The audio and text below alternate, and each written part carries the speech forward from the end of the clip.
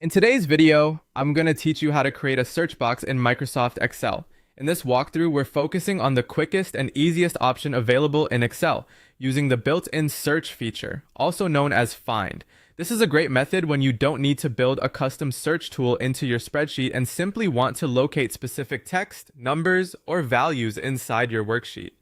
To get started, open your Excel worksheet. Make sure the file you want to search through is already on screen, because the Find feature works within the workbook you currently have open.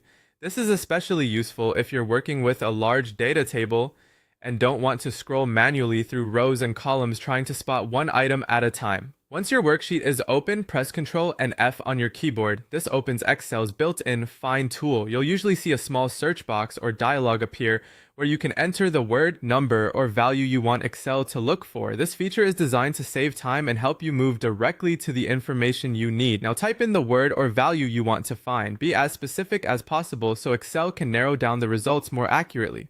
For example, if you're searching for a product name, an ID number, or a particular label, enter it exactly as it appears in the sheet whenever possible. This can make the search more efficient, especially in busy spreadsheets with repeated values. After entering your search term, click Find Next, or simply press Enter. Excel will jump to the first matching result it finds in the worksheet. If there are multiple matches, you can keep clicking Find Next or pressing Enter to cycle through each one. As you do this, Excel highlights the matching cell, making it easy to see where the result is located.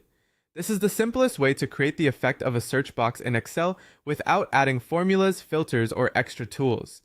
It's built in, fast to use, and ideal for everyday searching when your goal is just to locate data quickly. If you're following along, try searching for a few different values in your own worksheet so you can get comfortable with how the Find feature moves between results. Once you know this shortcut, it becomes one of the fastest ways to navigate large Excel files.